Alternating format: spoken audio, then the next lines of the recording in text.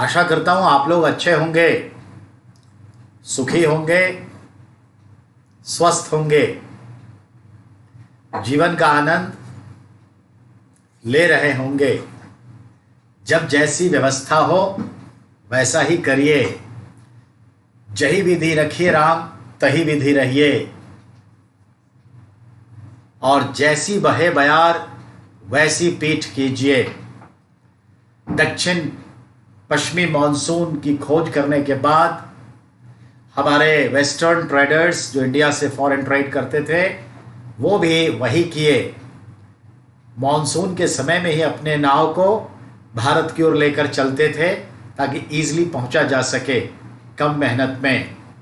Natural forces of south west monsoon wind. तो याद रखना है तो जीवन आसान हो जाता है।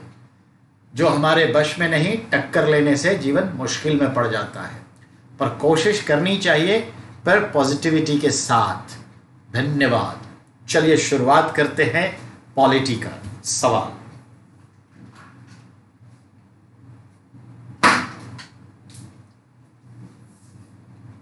तो आज का जो हिसाब किताब है वो ये है। आज कितनी तारीख हो गई? 19 जून।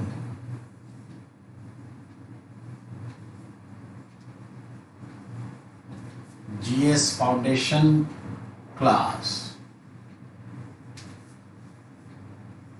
Subject polity, constitution of India. भारत का संविधान पढ़ रहे हैं। Source of our constitution. Topic sources of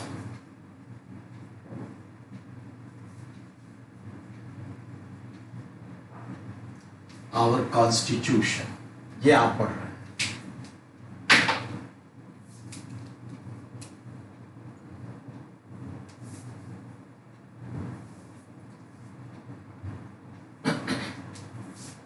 हमने कहां तक कर लिया था? तो फ्रांस तक हो गया था। अब उससे आगे बढ़ना है। साउथ अफ्रीका, रशिया और उसके बाद चलते हैं जर्मनी। तो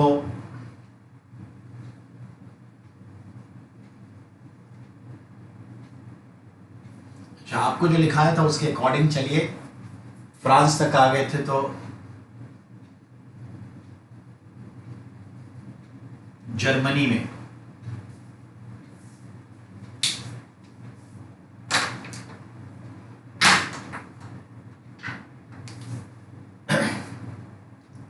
उसके बाद आपका आएगा रसिया। रशिया के बाद जापान। जापान के बाद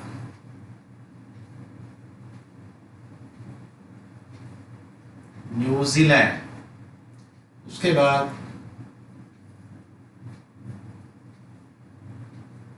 Australia and finally south Africa. देखते हैं से कहां से क्या लेने की जरूरत पड़ी। तो जर्मनी से आप और हम सब जानते हैं कि क्या लिया था? इमरजेंसी का प्रोविजन लिया था जर्मनी से, जो आर्टिकल 352 से लेकर 360 तक है। तो वहां से ये प्रोविजंस लिए गए। Emergency power of the presidents आप इसे कह सकते हैं, यानी संविधान। ठीक है, तो जर्मनी का ये है आपातकालीन उपबंध। जर्मनी का संविधान जो है वो एक्चुअली 1933 में बना था, जो लेटेस्ट बना था। तो उसको वाइमर कॉन्स्टिट्यूशन भी कहते हैं। तो जर्मनी का जो कॉन्स्टिट्यूशन है उसे कहते हैं क्या? Weimar constitution 1933। ये एक निकनेम है इसका। यहां से हमने क्या लिया? आपातकालीन उपबंध।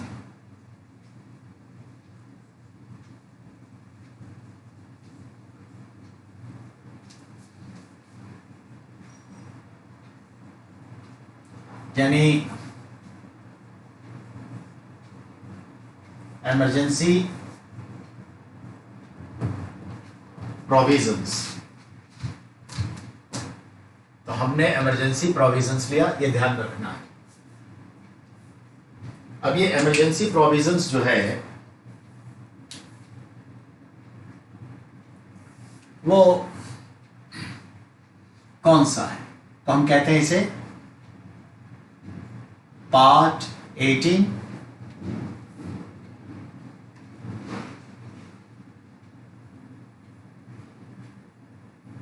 आर्टिकल्स 352 से 360। रसिया से क्या लिया? एक सवाल बनेगा कि रसिया से क्या लिया, तो बहुत अच्छी बात है। आपको भी मालूम है 42वां संविधान संशोधन मौलिक कर्तव्य जो हमने जोड़ा, तो फंडामेंटल ड्यूटीज एक लिया। दूसरा और क्या लिया? तो जो समाजवादी कॉन्सेप्ट है वो हमने एक्चुअली वहीं से लिया। और क्या लिया? तो पंचवर्षीय योजना लिया, लेकिन वो इसमें नहीं मेंशन होता है ना, वो तो अलग एक चीज है। तो याद रखिएगा मौलिक कर्तव्य तथा समाजवाद, ये दो अवधारणा हमने यहां से लिया। यहां से लिया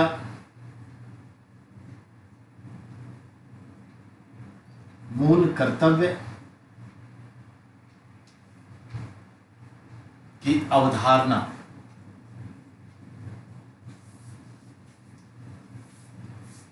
एवं और क्या लिया? समाजवाद।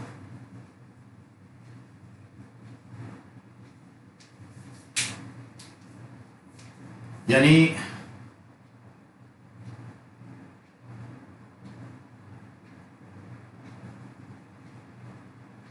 Fundamental duties and socialism,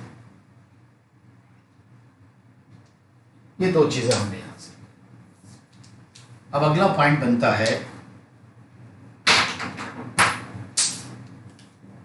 Japan से क्या लिया?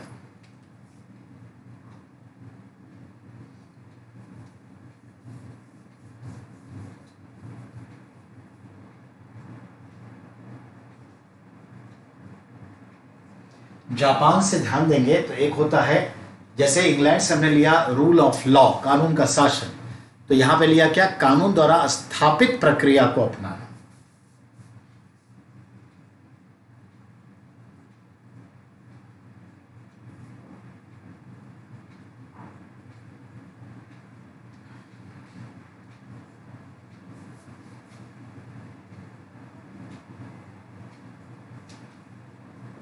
अपनाना, इसको मतलब कहते हैं the process to accept by law.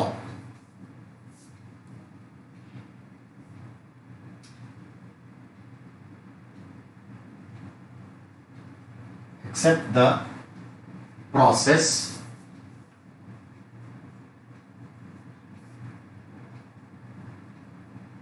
Set up by laws, ये मतलब है जापान से। जापान के बाद न्यूजीलैंड चलते हैं।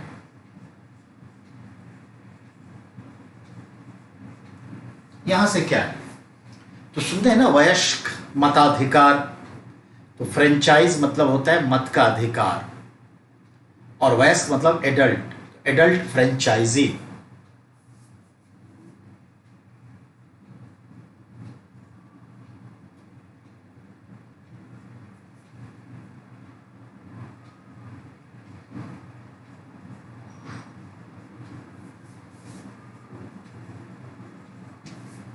एडल्ट या यूनिवर्सल फ्रेंचाइजी,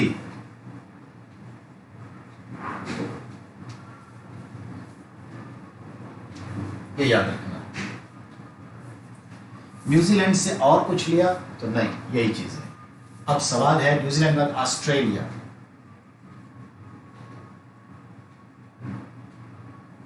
यहां से क्या लिया? तो थोड़ा सा याद रखेंगे, याद होगा अवशिष्ट शक्तियां, residuary power we taken from Canada. और कनाडा क्या है? नॉर्थ वेस्ट में, नॉर्थ वेस्ट से डायरेक्ट काटिए साउथ ईस्ट में आइए, ऑस्ट्रेलिया मिलेगा। कनाडा जहां नॉर्थ वेस्ट हेमिस्फीयर में है, तो ये साउथ ईस्ट हेमिस्फीयर में है, ठीक है। और दोनों से रिलेटेड एक ही चीज है, दो अलग संदर्भ में। तो वहां से लिया अवशिष्ट शक्तियां, यहां से लिया कंकरेंट लिस्ट। तो ये ध्यान में रखना, ऑस्ट्रेलिया से हमने लिया समवर्ती सूची, ठीक है।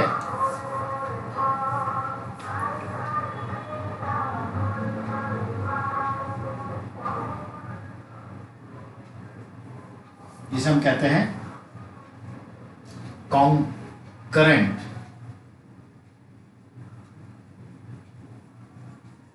लिस्ट। और क्या लिया? तो जो लैंग्वेज पैटर्न ऑफ प्रेएम्बल,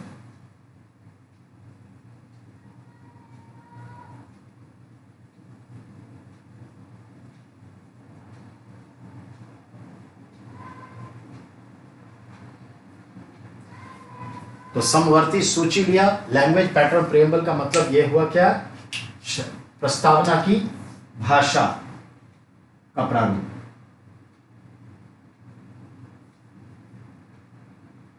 की भाषा प्रारूप, ये लिया। अब अगला क्या है आपका? ऑस्ट्रेलिया के बाद क्या आता है? South Africa.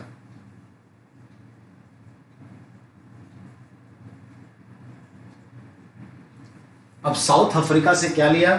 As we know that संविधान संशोधन की प्रक्रिया,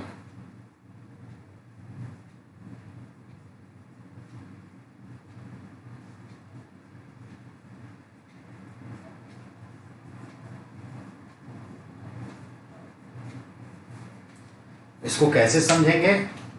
the process of constitutional amendment, the process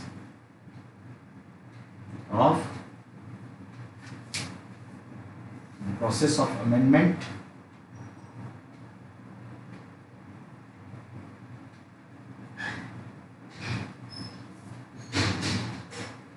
in constitution।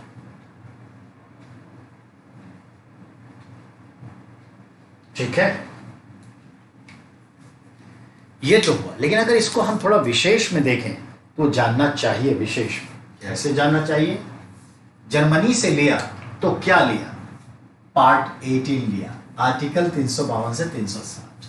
Russia से लिया फंडामेंटल ड्यूटीज, ठीक है ना, फंडामेंटल ड्यूटीज। तो ये फंडामेंटल ड्यूटीज कहां है? पार्ट 4A लिया, यानी आर्टिकल कौन सा लिया? 51A लिया। ये मतलब हुआ समाजवाद। तो इसका मतलब ये कहां पे रखा हमने? प्रियम्बल में।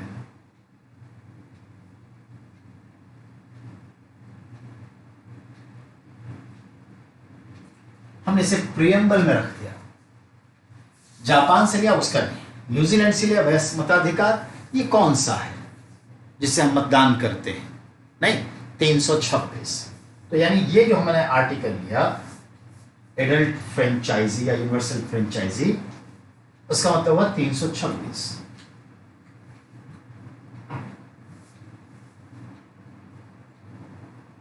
ये मतलब समवर्ती सूची, इसका मतलब समवर्ती सूची जो है इसका तो कुछ है नहीं। तो साउथ अफ्रीका से जो लिया प्रक्रिया, ये क्या हुआ? तो इसको हम कहेंगे पार्ट 20, आर्टिकल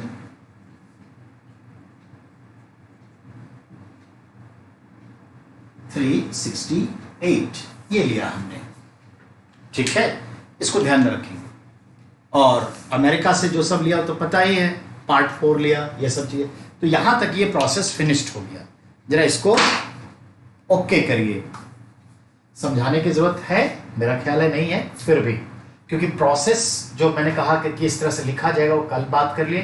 तो आज के संदर्भ में देखिए कि जर्मनी से क्या लिया?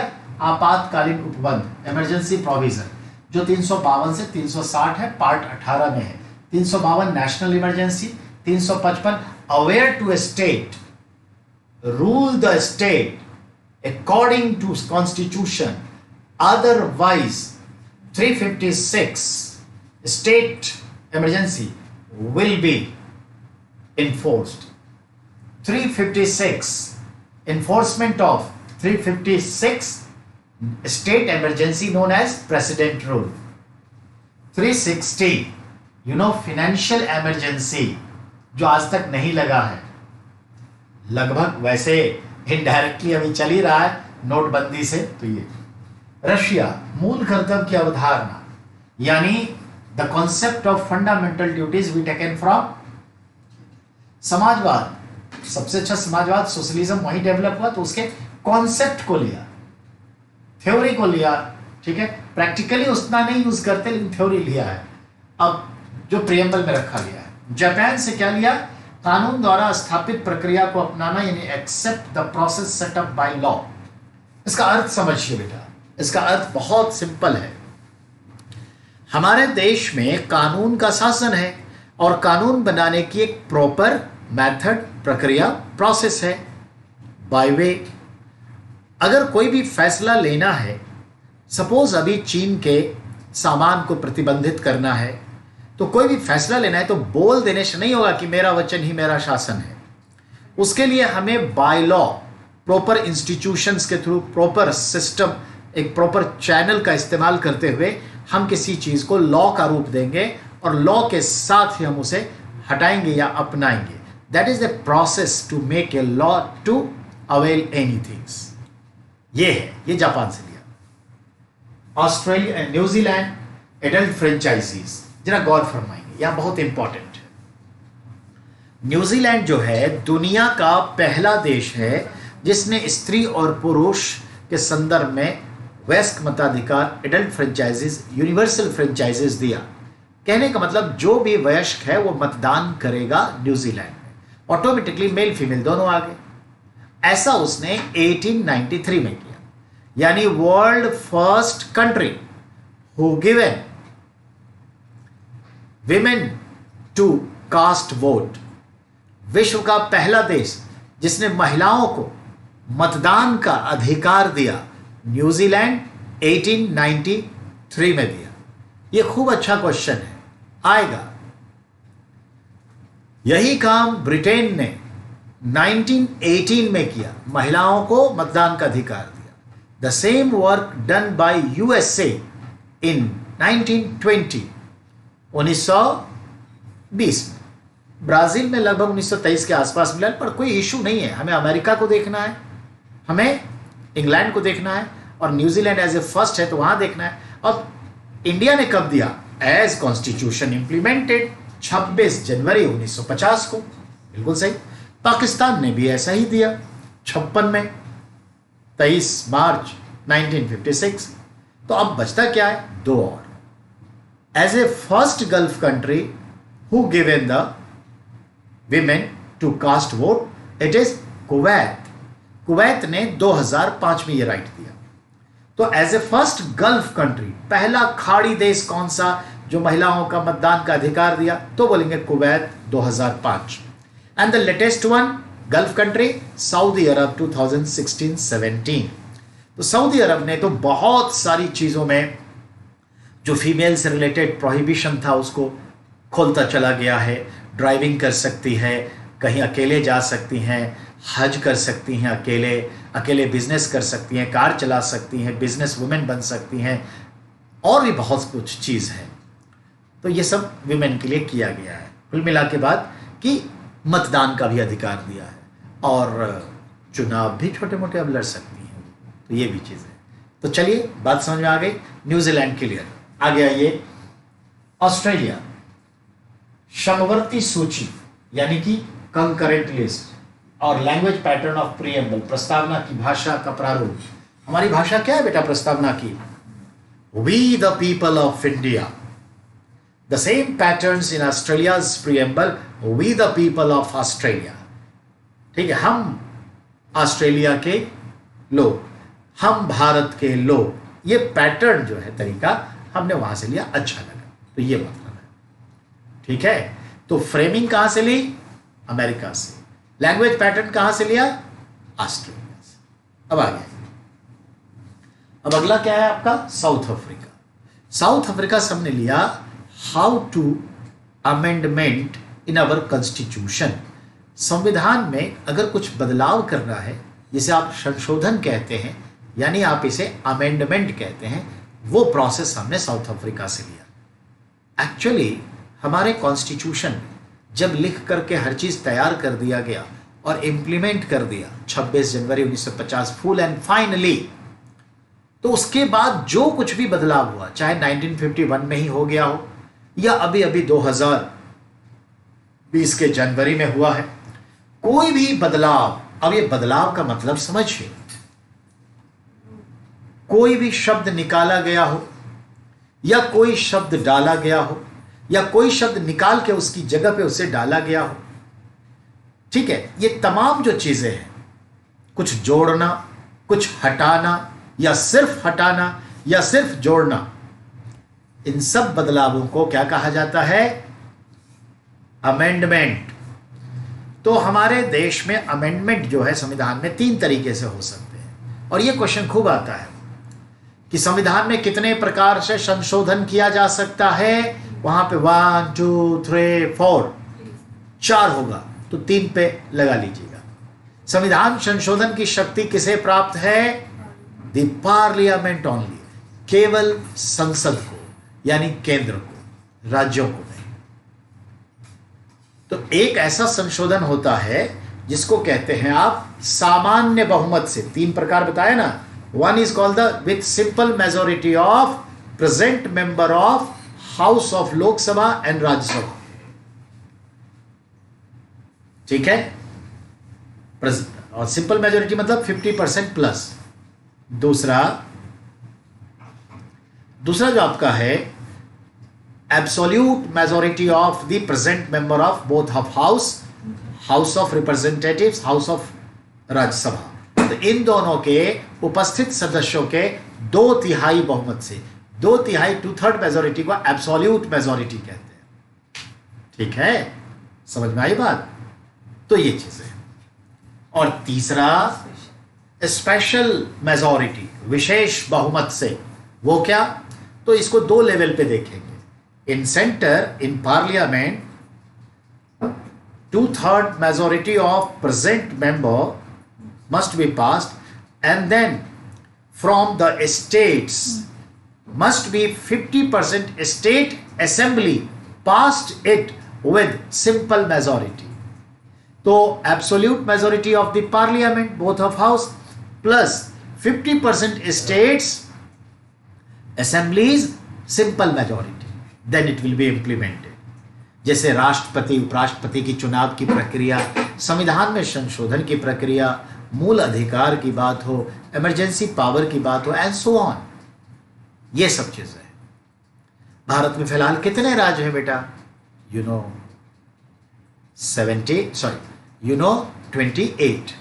29 थे। अब जम्मू कश्मीर को यूटी बना दिया तो कितने रह गए? तो इन 28 राज्यों में से आधा क्या है? 14। तो 14 का मतलब ये हो गया कि 14 राज्य अगर इसे पास करके दे दे तो बात हो जाएगी। क्यों? 50%, क्योंकि केंद्र तो प्लस ही है ना।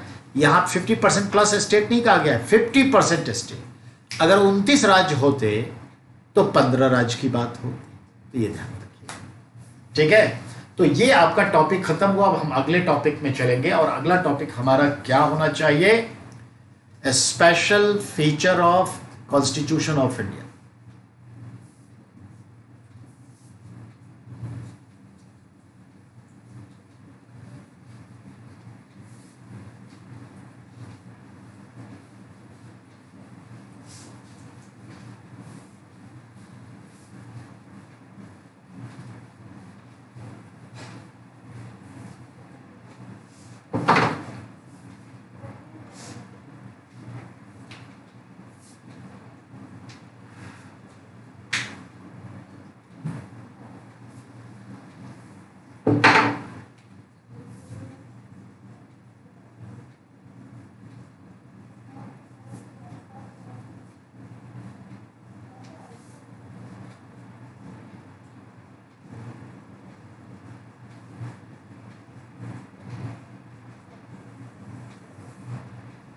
अब हमारा टॉपिक ये है, ठीक है। जरा इंक भर लो बेटा।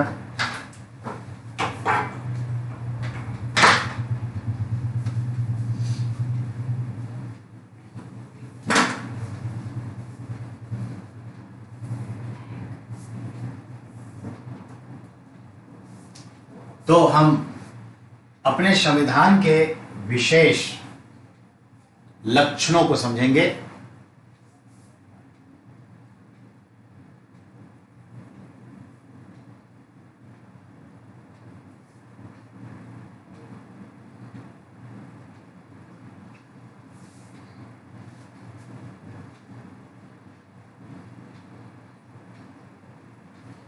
स्पेशल फीचर,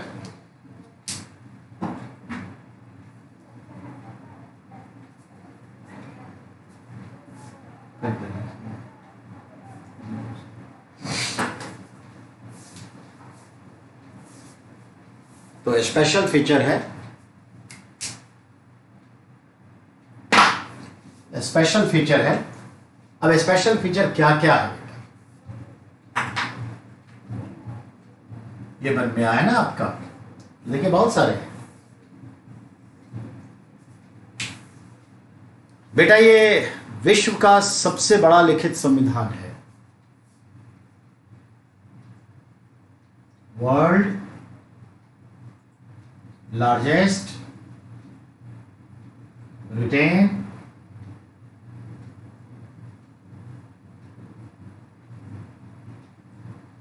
कॉन्स्टिट्यूशन, विश्व का सबसे बड़ा लिखित संविधान। और इसका मतलब यह भी हुआ कि यह रिटेन कॉन्स्टिट्यूशन है। तो इसमें दो क्वेश्चन छिपा है। इंडिया का कॉन्स्टिट्यूशन रिटेन कॉन्स्टिट्यूशन है, वर्ल्ड का लार्जेस्ट कॉन्स्टिट्यूशन रिटेन में यही है, क्योंकि इंग्लैंड का नॉन रिटेन है।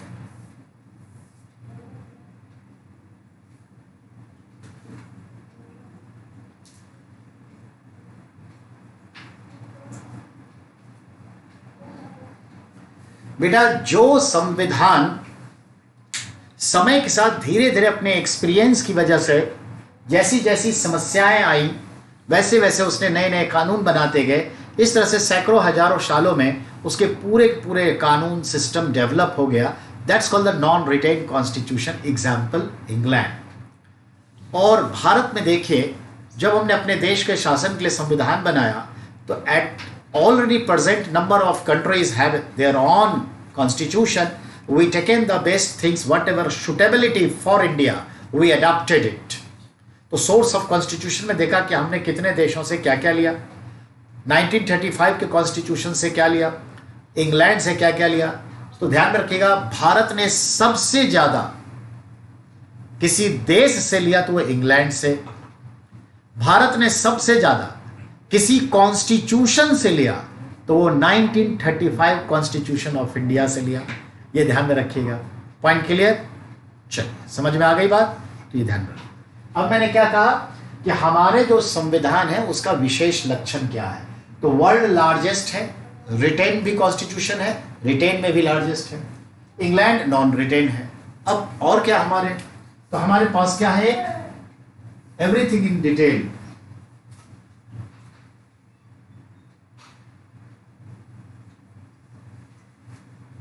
हर चीजों को विस्तार से बताया गया है, हर चीजों को विस्तार से बताया गया है, ये मतलब है। ठीक है, there are some space for future amendment.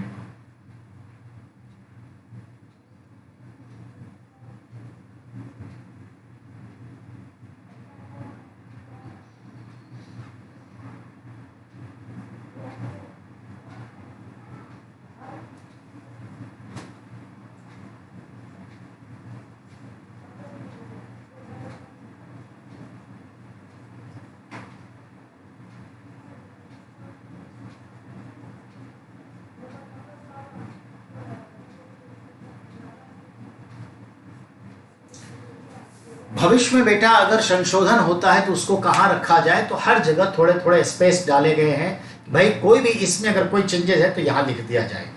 तो वो सारी अभिसमयों में लिखा गया है और इसीलिए आप कभी कोई नया पार्ट 23rd, 24th, 25th नहीं देखते। बात समझ आ रही है हमारी? नहीं देखते आप क्या देखते हैं?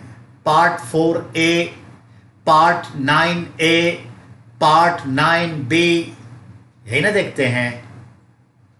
पार्ट 14A, ये आप देखते हैं। समझ आई बात? और आर्टिकल सी में आप देखिए, कभी सुना 300 टोटल आर्टिकल हमारे कितने हैं? हमारे ये तो आपको मालूम है कितने हैं हमारे टोटल, 395। तो कभी सुना 396, 397? कभी नहीं सुना। काउंटिंग के लिए आप 470 अभी सुन रहे हैं, पर ये सारे किसी न किसी आर्टिकल्स के सब आर्टिकल्स बनते चले गए। तो इसलिए कहते हैं अभिशमयों के लिए, फ्यूचर में अमेंडमेंट के लिए जगह छोड़ा गया है।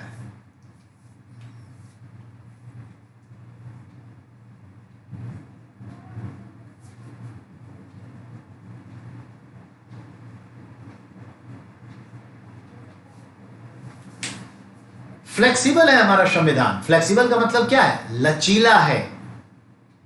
इसका मतलब है अमेंडमेंट हो सकता है। 104 बार हो चुका है।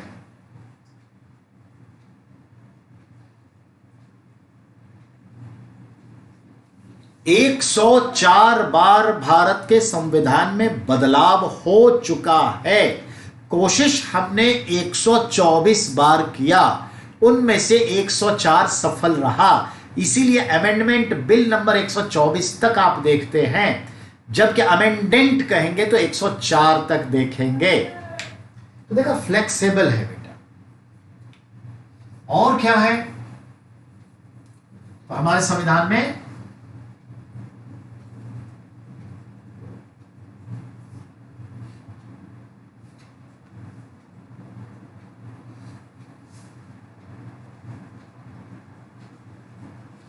मूल अधिकार हैं, फंडामेंटल ड्यूटीज है।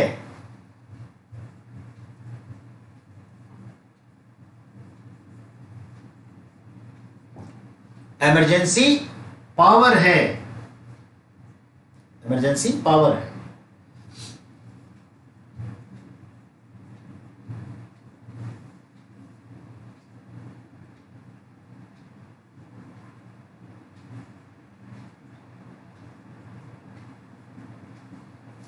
हमारे संविधान में राज्य के नीति निदेशक सिद्धांत है,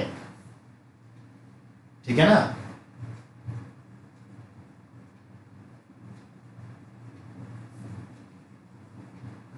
हमारा संविधान फेडरल स्ट्रक्चर दिखाता है, ठीक है ना?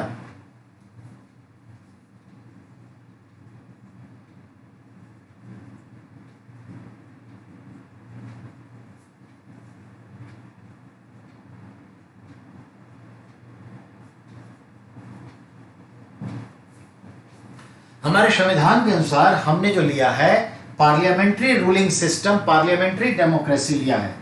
पार्लियामेंट्री डेमोक्रेसी मतलब बेटा प्रजातांत्रिक तरीके से, यानी कि संसदीय प्रजातंत्र की व्यवस्था है हमारी।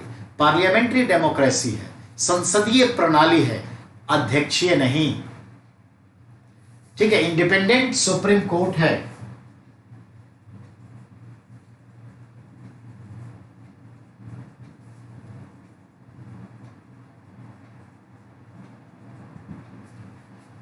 हमारे यहां जो सुप्रीम कोर्ट है इंडिपेंडेंट सुप्रीम कोर्ट है।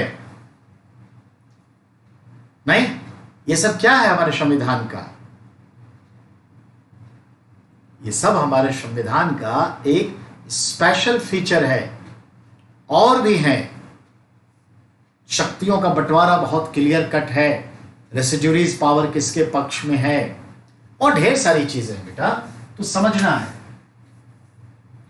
याद रखिएगा, these are sums I highlighted here, a special feature of our constitution. Please pen down. इसको पेन डाउन करिए।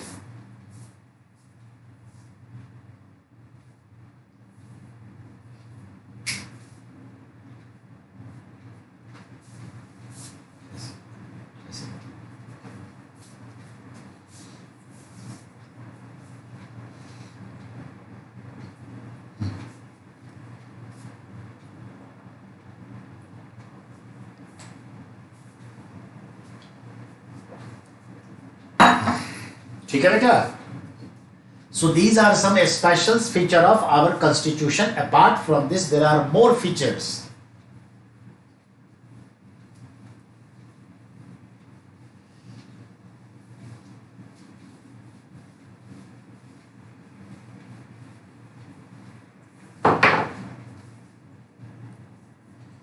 अब सवाल है,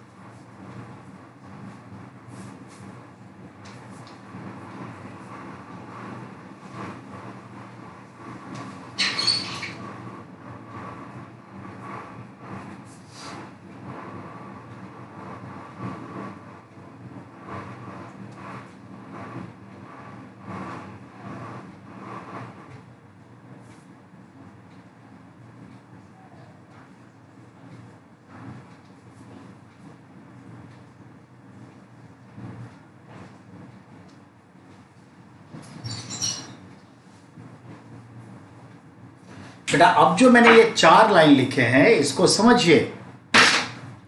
ये 4 लाइन क्या है? 1971 के पास केशवानंद भारती और भारत सरकार के संदर्भ में सुप्रीम कोर्ट में एक केस आया था जो फंडामेंटल राइट से जुड़े हुए थे। उसी बहस के दौरान द सुप्रीम कोर्ट जो है उसने हमारे कुछ भारत के संविधान के मौलिकता, ओरिजिनलिटी की पहचान की। ये इसका मौलिक तत्व है। जैसे भारत में संसदीय प्रजातांत्रिक प्रणाली मौलिक पहचान है, फेडरल स्ट्रक्चर संघीय शासन व्यवस्था मौलिक पहचान है। बात समझाई? स्वतंत्र निष्पक्ष न्यायिक व्यवस्था ये इसकी ओरिजिनलिटी है। और ऐसे हैं 19 मूल ओरिजिनल, ठीक है, ओरिजिनलिटी की पहचान की, 19 मूल तत्वों की पहचान की जो इसकी मूल तत्व हैं हमारे संविधान का। ये पूछेगा किस केस में, तो ये ध्यान रखें कितने हैं, तो 19 है। ये हो गया। अब समय आ गया है कि हम अमेंडमेंट की बात करें। नहीं, अमेंडमेंट की। क्यों?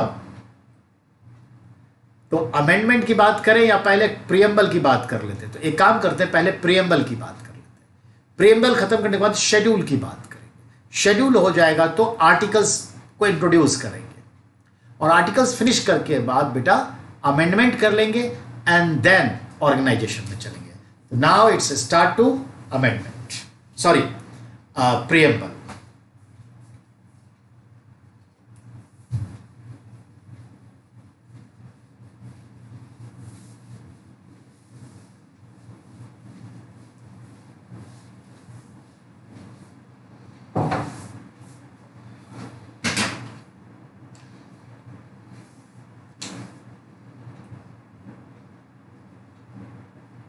टॉपिक है आपका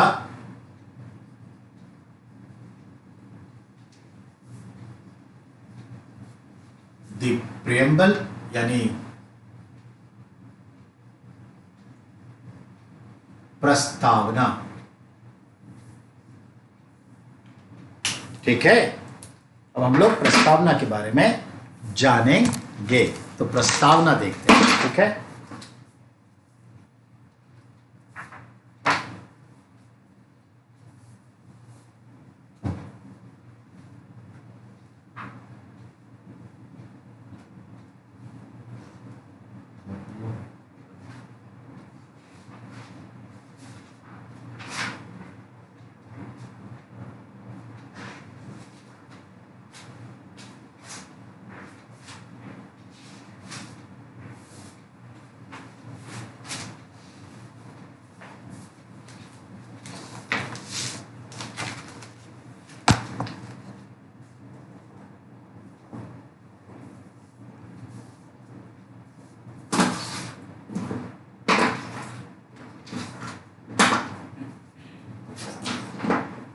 चलिए शुरुआत करते प्रियम्बल का। प्रियम्बल क्या है, क्या नहीं है, क्या क्या सवाल आते हैं, इन सब की बात करें। ठीक है, गौर से सुनिएगा, सुनिए गौर से। भारत का संविधान का एक अभिन्न अंग है प्रस्तावना। Preamble is the integral part of constitution of India. पहला पॉइंट देखिएगा, 20 क्वेश्चन यहां से मिलेंगे आपको, नियर अबाउट 20 क्वेश्चंस। तो it is integral part of India's constitution. Bharat के संविधान का अभिन्न अंग है प्रस्तावना। पहला प्रस्तावना क्या है? तो प्रस्तावना लगभग 100 शब्दों का एक ऐसा भाग है, पार्ट है, व्यवस्था है, जो हमारे पूरे संविधान में जो कुछ भी लिखा गया है, जो कुछ भी उद्देश्य है हमारे संविधान का, वो एक तरह से मिरर कॉन्सेप्ट दिखाता है। यानी वो क्लियर यहां दिखता है कि ये सब उद्देश्य की प्राप्ति के लिए इतना मोटा संविधान भारत का लिखा गया है। यानी preamble is the actually mirror of our constitution. ठीक है, यानी उद्देश्य को दिखाता है, ऑब्जेक्ट। तो क्लियर कट ये हमारे संविधान के लिखे जाने के उद्देश्यों की ओर इशारा करती है। इसलिए इसका एक नाम है objectives of our constitution. Bharat के संविधान की उद्देशिका प्रस्तावना को कहा गया है। एक पॉइंट क्लियर। दूसरा, द की ऑफ कॉन्स्टिट्यूशन, संविधान की चाबी, कुंजी भी कहा गया है। संविधान का आईना, मिरर ऑफ कॉन्स्टिट्यूशन भी कहा गया है। देखिए, जैसे एनसीईआरटी या कोई किताब लेते हैं, खास करके एनसीईआरटी, तो किताब के चैप्टर शुरू होने से पहले 2 शब्द लिखे होते हैं। प्रेफेस लिखा होता है, हिंदी में प्राक्थान लिखा होता है, और उसमें इस पुस्तक के निकाले जाने का उद्देश्य, इसके पैटर्न का उद्देश्य, शिक्षक की भूमिका, बच्चों को क्या सीखना है, किस चैप्टर में कैसी बातें, सारे उद्देश्य वो प्राक्थान यानी प्रीफेस में दिए होते हैं। ठीक वैसे ही संविधान के लिखे जाने का उद्देश्य, संविधान लिखने के मूल लक्ष्यों की प्राप्ति का चित्रण ऑलरेडी यहां पर किया गया है। तो चलिए, किसने कहा प्रस्तावना को भारत के संविधान का आईना, the mirror of constitution, that is stated by Pandit Jawaharlal Nehru. एक point clear. Who considered the key of constitution? The constitution specialist, Britain scholar, political thinker, Ernest Barker consider it is key of constitution. 2 हो गए। अब प्रस्तावना को हम English में preamble, Hindi में प्रस्तावना कहते हैं, और संविधान की उद्देशिका, ऑब्जेक्टिव्स ऑफ कॉन्स्टिट्यूशन भी कहा गया है। तो देखिए, कुंजी, आईना, उद्देशिका, प्रस्तावना, प्रियम्बल, 5 शब्द आपके आगे। चलिए, किसने क्या कहा ये भी समझिए। अब आते हैं, क्या यह संविधान का अंग है? इंटीग्रल पार्ट है, बिल्कुल अंग है, अभिन्न अंग है। Question clear. अब आइए, क्या इसमें संशोधन हो सकते हैं? Obviously it is also amendable. हाँ, यह संशोधनीय है। क्या कभी संशोधन हुआ? Is it any constitution amendment in our preamble? या just so far one time? अब तक एक बार ही हुआ है। व्हेन इट वाज अकर, ये कब हुआ? During national emergency, third time in 1976। That time government of Indira Gandhi Congress Party during emergency, serial number, amendment serial number 42nd amendment also in preamble। 42वां संविधान संशोधन सबसे बड़ा संशोधन है संविधान के हर भाग में कुछ न कुछ चेंजेस हुए, प्रियम्बल में भी चेंजेस हुए, और इस तरह से कई एस्पेयर्स एक्ट बन गए और खुद 42वां संविधान संशोधन एक मोटी ताजी किताब जैसी हो गई। इसीलिए 42वें संविधान संशोधन को एक पर्टिकुलर नाम मिलता है जिसे आप और हम कहते हैं मिनी कॉन्स्टिट्यूशन, लघु संविधान। यानी आपसे एक सवाल किया कि किस संविधान संशोधन को लघु संविधान कहा गया है, then your answer will be 42nd Amendment during emergency 1976 by Indira Gandhi government, that was Congress party government. That was largest so far amendment. It is known mini constitution. किस संविधान को मिनी कॉन्स्टिट्यूशन कहा गया है? तो बोलेगा 1935 constitution of India. दोनों clear हो गए? अब आइए, तो ये अमेंडेबल है। व्हाट हैपेंड, व्हाट अमेंडेंट, क्या अमेंडेंट किया गया? तो बहुत सिंपल कहिएगा, 2 words added and 1 words exchange। 2 शब्द नए जोड़े गए और 1 शब्द हटाकर उसकी जगह दूसरा शब्द डाला गया, एक्सचेंज। Which 2 words added? तो एक वर्ड है पंथ निरपेक्षता, जिसको आप इंग्लिश में सेकुलरिज्म कहते हैं, पंथ निरपेक्षता। और दूसरा क्या? दूसरा है समाजवाद, सोशलिज्म। तो socialism and secularism, this 2 words added. क्या हटाया, क्या रखा? ए वर्ड अनेकता रिप्लेस्ड बाय अखंडता। ठीक है, अनेकता यानी जो डाइवर्सिटीज है वो, ठीक है, तो उसकी जगह जो है दूसरा शब्द क्या लाया गया? अखंडता। इंडिविजुअलिटी जो होती है, अनइंडिविजुअलिटी यानी अखंडता। तो ये डिविजनेबल नहीं है, तो ये चीज, तो ये लाया गया, ये हुआ। अब क्या उसके बाद और कभी हुआ? बिल्कुल नहीं। अब सवाल है कि हमारा प्रस्तावना जो है उसका इंपॉर्टेंट क्या क्या है, तो ध्यान से सुनिए जो मैं सुनाता हूं। हम भारत के लोग भारत को एक संपूर्ण प्रभुत्व संपन्न समाजवादी पंथ निरपेक्ष लोकतंत्रात्मक गणराज्य बनाने के लिए तथा उसके समस्त नागरिकों को, we the people of India, नहीं तो we the people of India से शुरुआत है, ये चीज है। अब क्या है? सोशलिज्म है, सेकुलरिज्म है, डेमोक्रेटिक रिपब्लिक सिस्टम है, और यहां के समस्त नागरिकों to provide following items to all the citizens of India, it's social, economical, political justice. यानी हम इन सब को क्या देना चाहते हैं? भारत के नागरिकों को हम लोग मिलकर के हम लोगों को क्या देना चाहते हैं?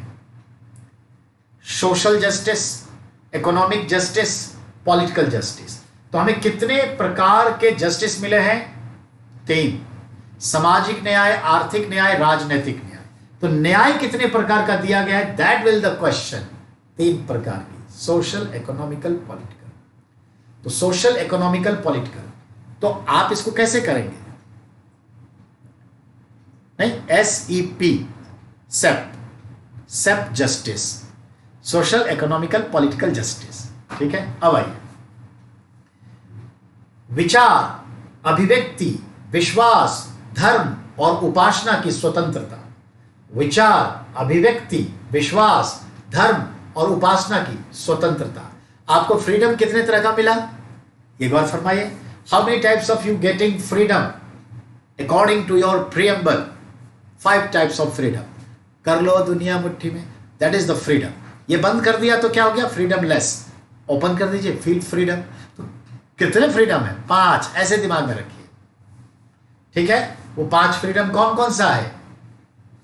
What ever I want to can be express, नहीं, विचारों की अभिव्यक्ति की स्वतंत्रता, ठीक है। तो हमारे अपने आइडियाज होंगे, हमारे अपने एक्सप्रेशन के मेथड होंगे, हमारा अपना बिलीफ सिस्टम होगा। सबका अपना बिलीफ सिस्टम है, हमारा बिलीफ सिस्टम होगा। और धर्म, यानी कोई भी धर्म माने।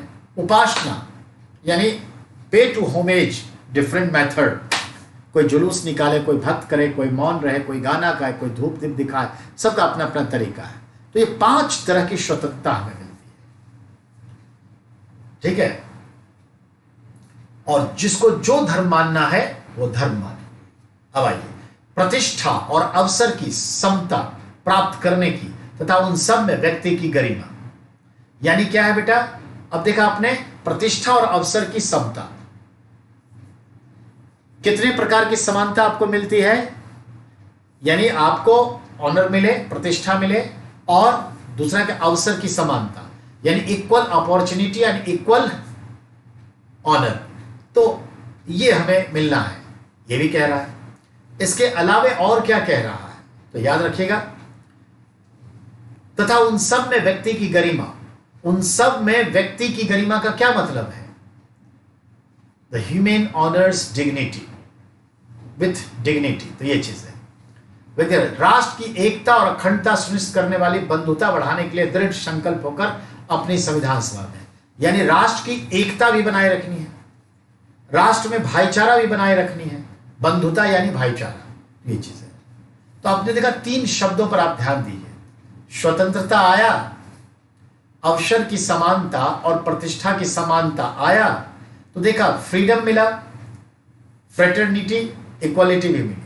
तो 3 चीजें, यानी जो हमने फ्रांस के राज्य क्रांति के 3 शब्द को, जो फ्रांस के भी संविधान में है, हमने वहां से लिया। क्या? इक्वालिटी यानी समानता, फ्रेटर्निटी बंधुता, भाईचारा बढ़ाने वाला, और तीसरा क्या लिया? लिबर्टी यानी स्वतंत्रता। ये 3 शब्द यही रखे ना, यही तो पूछेगा कि हमने फ्रांस के राज्य क्रांति के 3 शब्द जो लिए संविधान में कहां रखे हैं, तो जवाब देंगे ना कहां रखे हैं?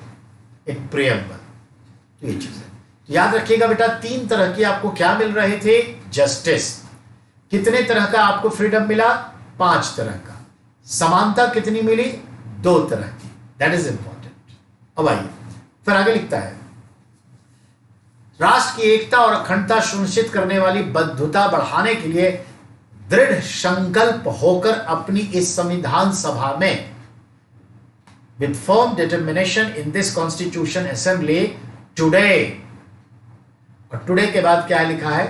26 नवंबर 1949, 26 नवंबर 1949, मिति मार्गशीर्ष शुक्ल पक्ष सप्तमी संवत 2006 विक्रमी, मैं यहां लिख दूंगा उसे, ठीक है, को एतत् द्वारा इस संविधान को अंगीकृत, अधिनियमित, आत्मकृत करते हैं।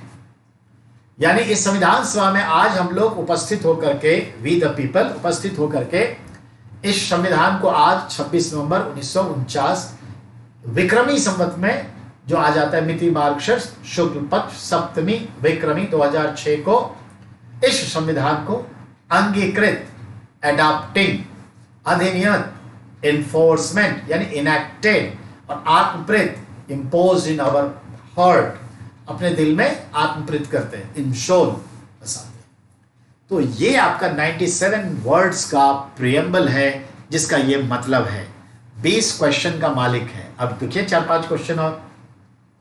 According to preamble the constitution of India when implemented 26 November 1949, according to preamble in which Vikram Samvat Constitution of India implemented 2006 विक्रमी कैलेंडर, और इक्विवेलेंट भी है 26 नवंबर 1949 को इक्विवेलेंट करिए विक्रम में, तो मिति मार्गशीर्ष शुक्ल पक्ष सप्तमी, यानी ये विक्रम संवत 2006 के माघ महीने के शुक्ल पक्ष का जो है 7 तारीख था, ये मतलब हुआ।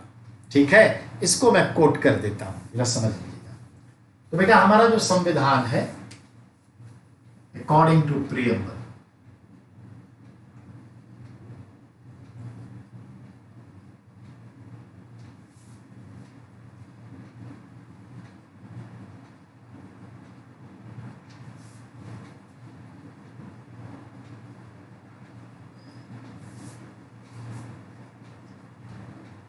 adopted on 26 November 1949। ये तो बेटा इंग्लिश कैलेंडर है ना।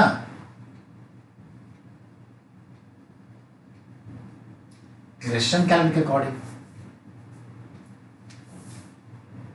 इक्वल टू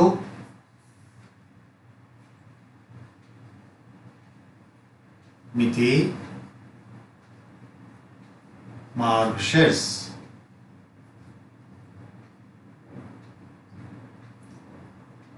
शुक्ल पक्ष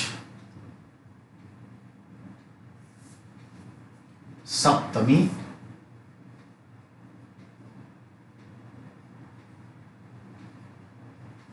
विक्रमी 2006। ये बेटा दोनों इक्विवेलेंट है। ये इंग्लिश कैलेंडर के हिसाब से है और ये विक्रम।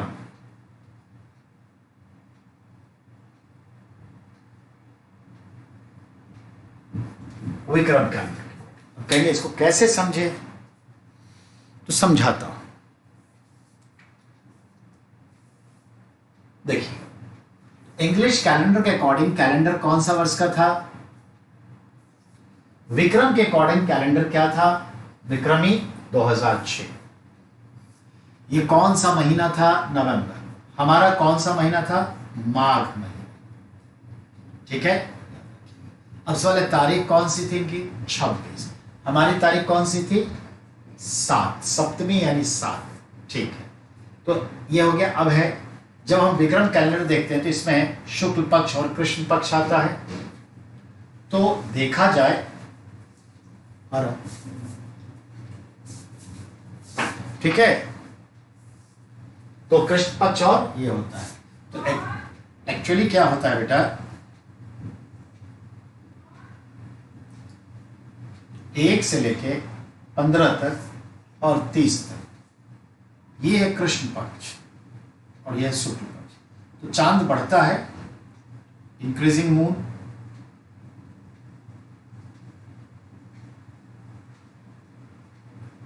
इसको बोलेंगे शुक्ल पक्ष।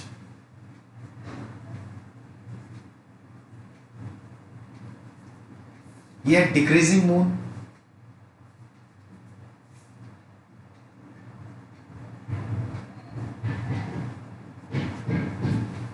तो इसको क्या कहेंगे? कृष्ण पक्ष।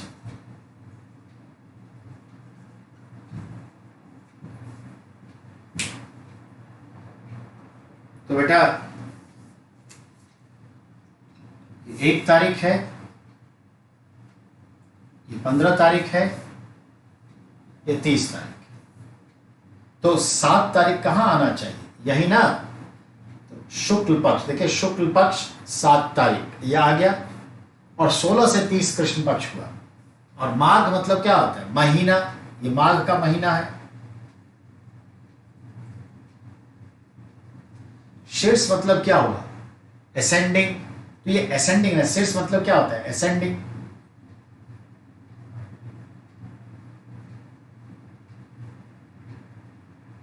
तो असेंड कर रहा है ना, असेंड कर रहा है। तो ये है, बहुत अच्छा सवाल है बेटा, ये खूब सवाल आते हैं। इसको क्या करिए, 2 मिनट का ब्रेक।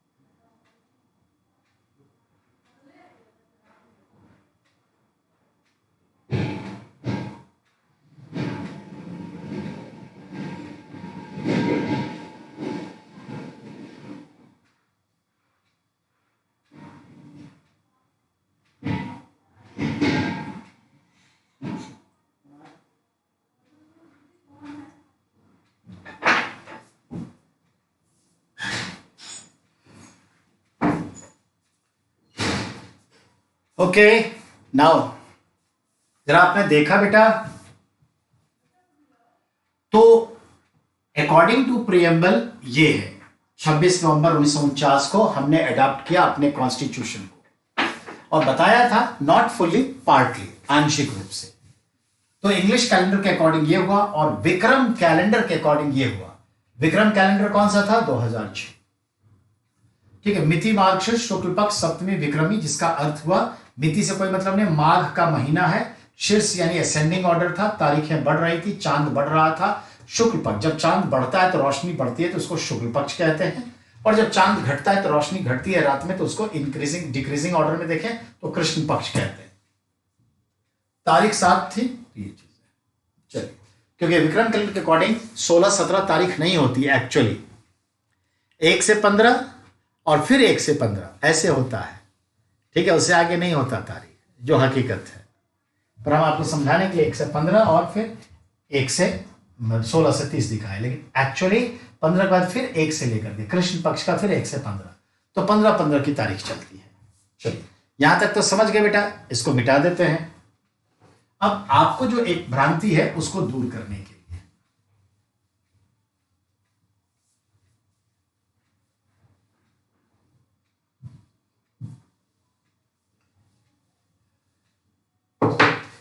देखिए, उसको ऐसे देखते हैं।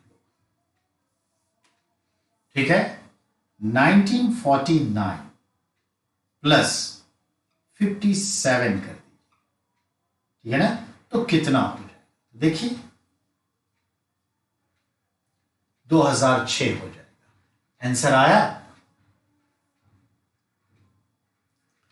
क्योंकि जब हम आपको हिस्ट्री पहला दिन पढ़ाए थे और कैलेंडर पढ़ाए थे तो उसमें भी ये चीजें हम बताए थे।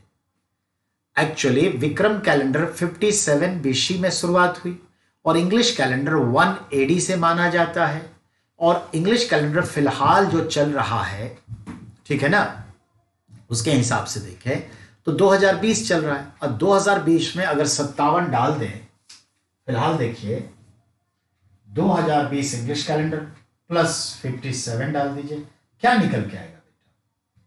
2077। ये विक्रम कैलेंडर चल रहा है 2077, पेपर अखबारों में देखिएगा तो ये चीजें हैं। तो मेरे कहने का मतलब है, जब संविधान लागू हुआ तो कौन सा वर्ष चल रहा था? 1949। अब उसमें 57 ऐड कर दिया, क्योंकि विक्रम कैलेंडर बैक होता है 57 ईयर्स, तो मिलके 2006, तो आपका आंसर 2006 आ गया। वो तब भी बताए थे, दोबारा बता रहा हूं, तो ये ध्यान में रखना है बेटा। ये हमारा हो गया, प्रियम्बल की सारी बातें क्लियर हो गई। प्रियम्बल से क्वेश्चन बहुत आएंगे। कितने तरह की समानता है, कितने तरह की हमें क्या कहते हैं स्वतंत्रता दी गई है, कितने तरह का न्याय की बात कही गई है, और कुल मिला के समानता, बंधुता, स्वतंत्रता, ये 3 शब्द कहां हैं ये क्लियर होता है। लगभग 97 वर्ड्स हैं। समाजवाद, पंथ निरपेक्ष, दैट इज इंपॉर्टेंट। शुरुआत कैसे है? We the people of India, हम भारत के लोग। लास्ट पैराग्राफ क्या है? तो वो आपने देखा क्या? आज दिनांक 26 नवंबर 1949, मिति मार्गशीर्ष शुक्ल पक्ष सप्तमी विक्रमी 2006, और 3 शब्द अब बच गए। क्या? अंगीकृत, अधिनियमित, आत्मप्रेत। ये जो 3 शब्द हैं उसको देखते हैं। अंगीकृत, आत्मप्रेत, ठीक है, नहीं आत्मप्रेत नहीं, पहले तो क्या ये अधिनियमित।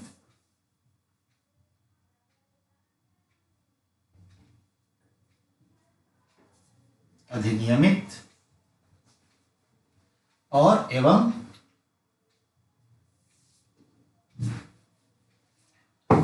आत्मप्रेत।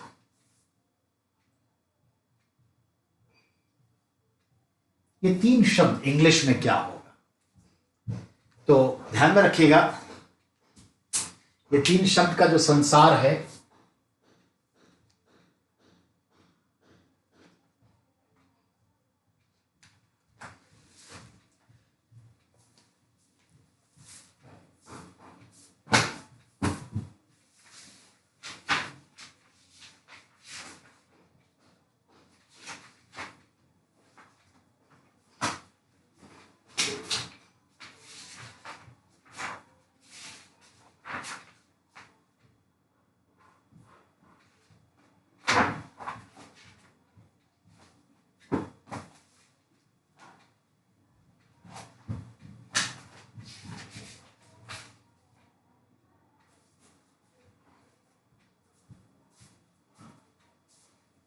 ठीक है बेटा, ये तीन शब्द का जो संसार है।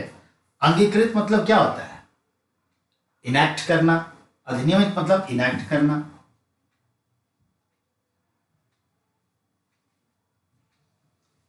अंगीकृत मतलब क्या होता है? किसी चीज को एडॉप्ट करना। एडॉप्टेड, इनैक्टेड या इनैक्टमेंट। आत्मृत मतलब क्या होता है? एक्सेप्टेड।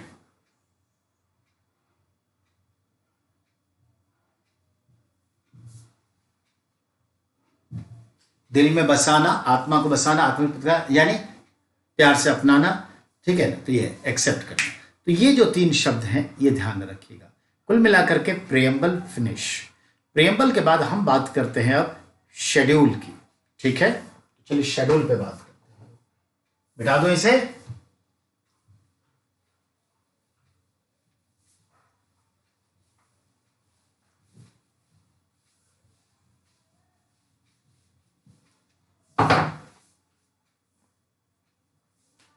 अगला है हमारा शेड्यूल। शेड्यूल्स यानी अनुसूचियां।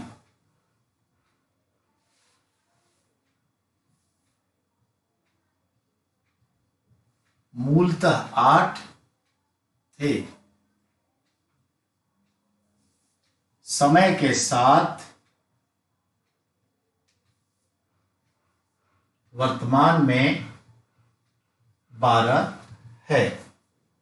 समय के साथ वर्तमान में 12 है, यानी 8 + 4 = 12। अब +4 जो है वो देखिए कैसे। तो एक 1951 में आया, ठीक है, एक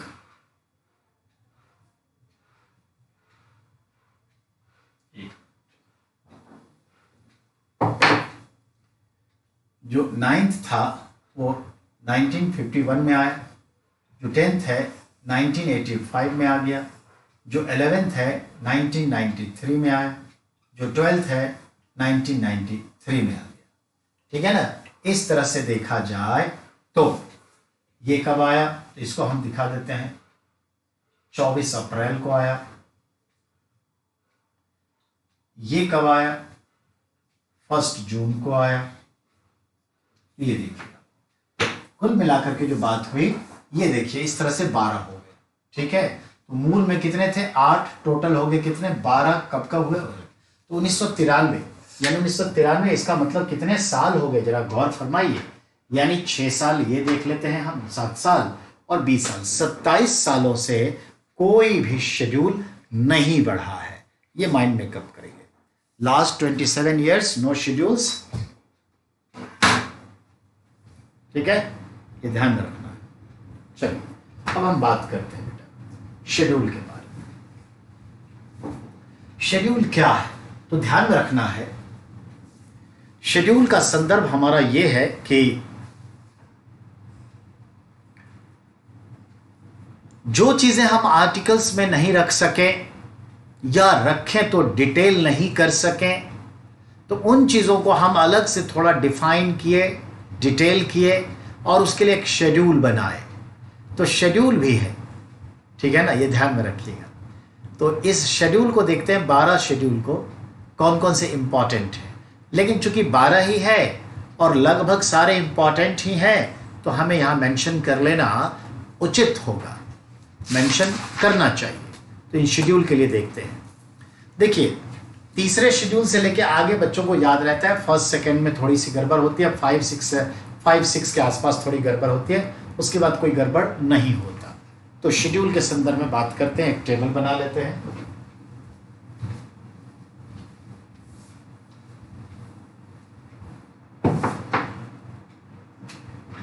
एट + 4 = 12, ये हम कर लेते हैं। अब इनमें शेड्यूल की संख्या डालते हैं। 1, 2, 3, 4, 5, 6, 7, 8, 9, 10, 11, 12। ठीक है, 6 का इंपॉर्टेंस नहीं है, 6 हटा दीजिए। 7, 8, 9, 10, 11, 12। इन 12 शेड्यूल को देखते हैं किसमें क्या है। ये आपका एक महत्वपूर्ण विषय है।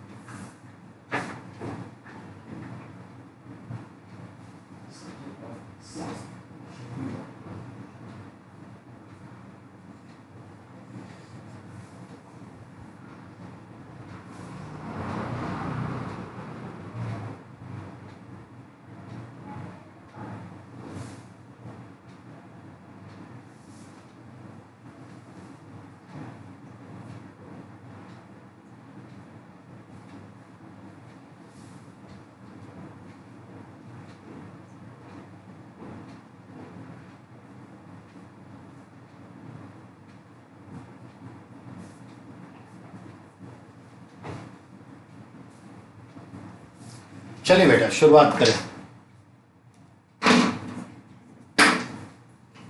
तो देखिए, एक बार पढ़ देता हूं ताकि आपको अंडरस्टैंडिंग हो जाए।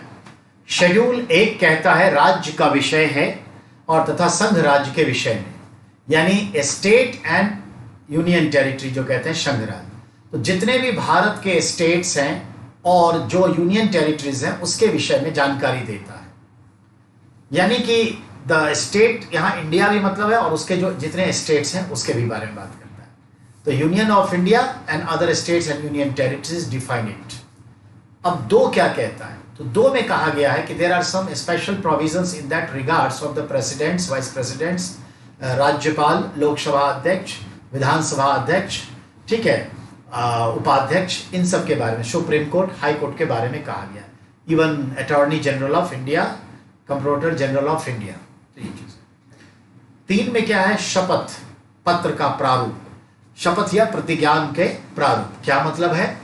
जो राष्ट्रपति, उपराष्ट्रपति, ministers, high court, supreme court, जजेस, AGI, CAG, election commissions and so many officers office taking oath, जो ये पद और गोपनीयता या पद की शपथ लेते हैं, तो जो जितने भी प्रपत्र हैं, शपथ पत्र हैं, उसके प्रारूप, उसके परफॉर्मा ऑलरेडी प्रिंटेड हैं अकॉर्डिंग टू कॉन्स्टिट्यूशन। तो शपथ पत्र का प्रारूप 3 में।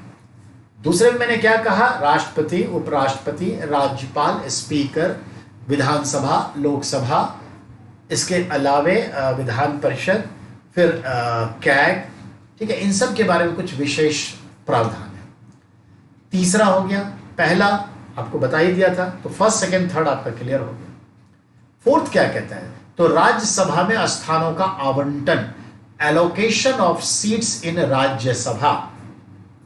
5th क्या कहता है?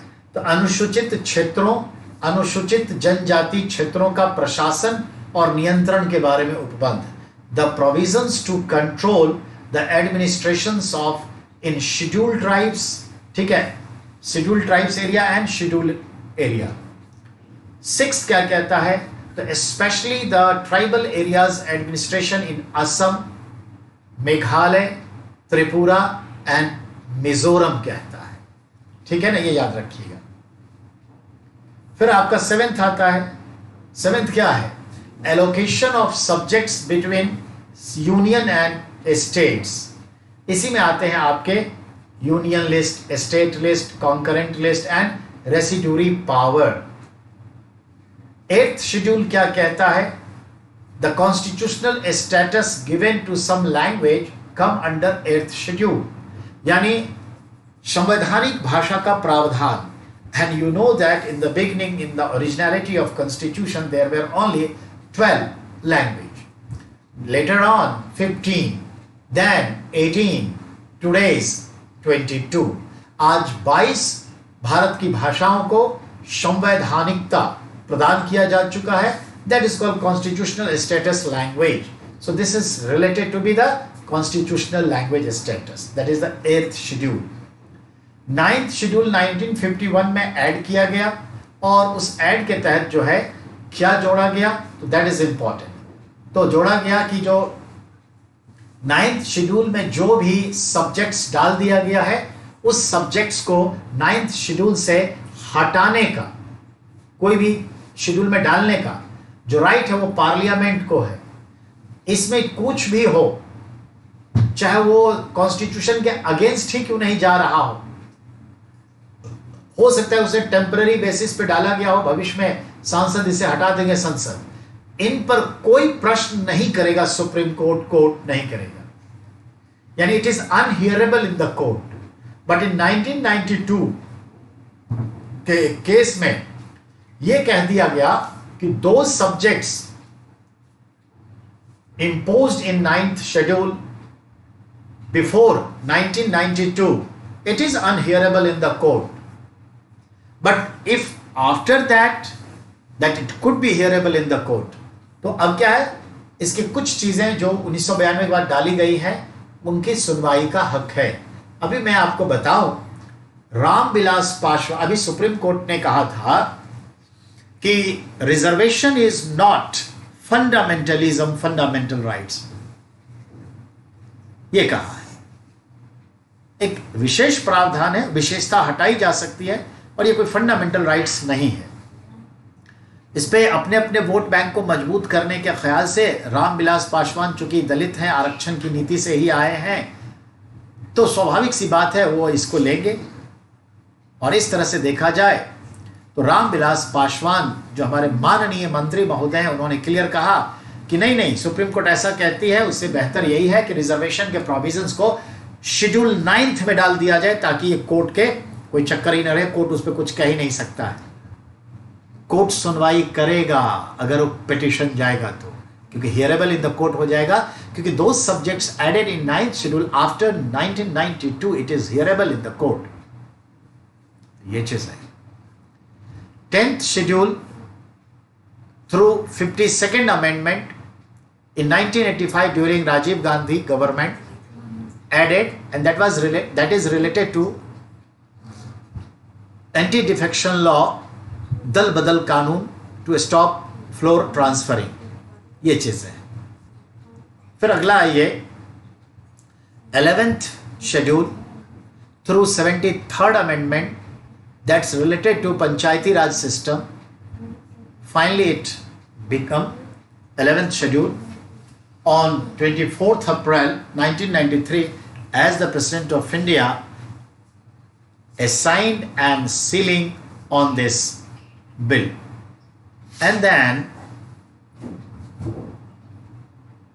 then finally 74th amendment के थ्रू म्यूनिसिपल कॉरपोरेशन आया, म्यूनिसिपैलिटीज के बारे में, और वो आया आपका एज ए 12th शेड्यूल 1 जून 1993. तो ये है, दोनों लोकल गवर्नमेंट से है 11 और 12, ये ध्यान रखना. तो ये आपके 12th शेड्यूल है जिसको मैं एक लिस्ट करूंगा. ओके, और कुछ भी नहीं है इसमें. तो चलिए, तो पहला हम कहते हैं राज्य के विषय तथा संघ राज्य के विषय.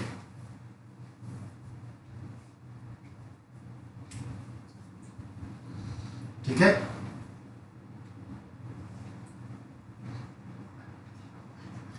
Subjects of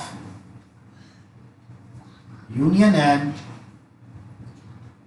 states and UTs, ये बता रहे हैं, यानी राज्य एवं संघ राज्य के विषय.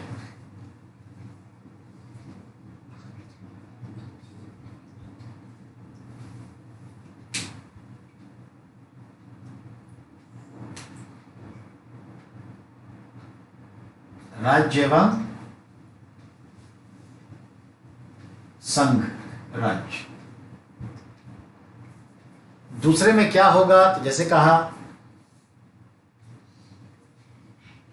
Special provision for provision about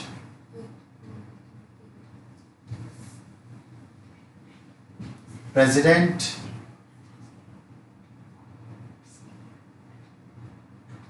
governors, speakers of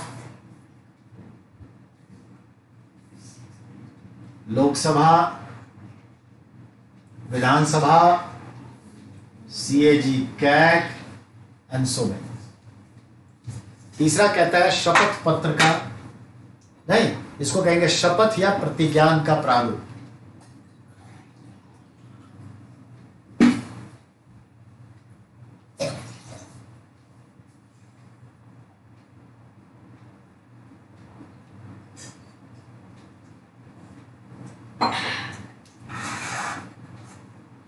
इसका मतलब हुआ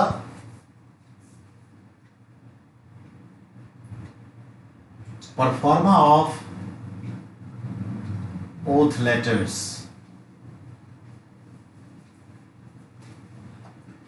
चौथा किस रिलेटेड होगा तो याद रखिएगा राज्यसभा में स्थानों का आवंटन।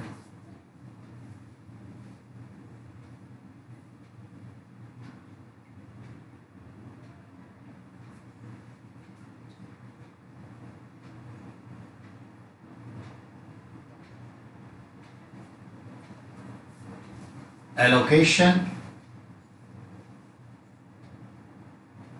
of seats in Rajya Sabha. पांचवा हो जाएगा SC ST, ठीक है, administration and control, SC and ST areas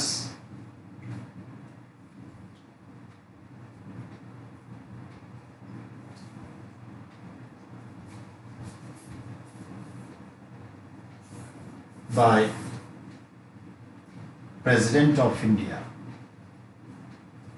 यानी बेटा भारत के राष्ट्रपति के द्वारा अनुसूचित क्षेत्र, अनुसूचित जनजाति क्षेत्र जो घोषित किया गया है उसका प्रशासन और नियंत्रण अपने हाथ में रखता है। ठीक है, तो ये ध्यान में रखिएगा, इसको समझ गए होंगे। छठा, तो छठे में क्या होगा,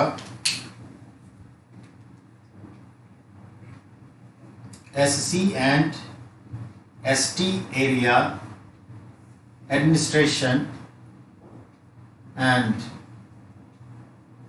control by the president in Assam,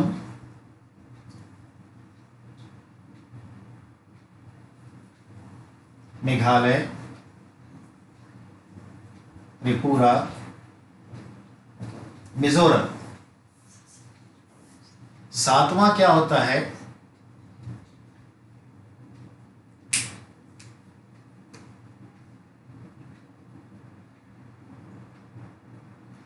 allocation of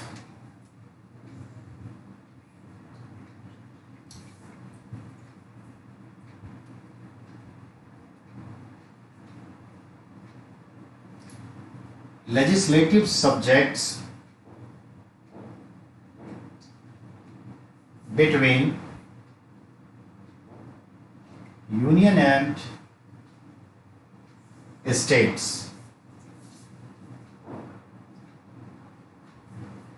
आठवां क्या होता है, constitutional status of 22 languages, जिसको कहते हैं संवैधानिक भाषा।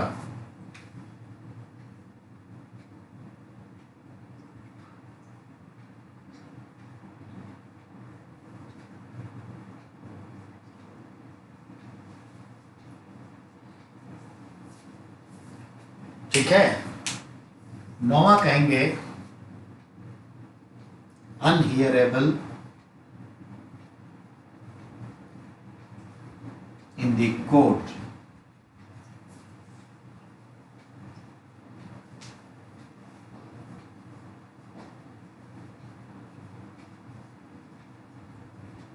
न्यायालय में अप्रवर्तनीय। 10वां जो है, समय क्या हुआ,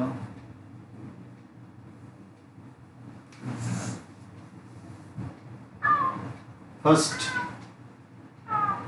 अमेंडमेंट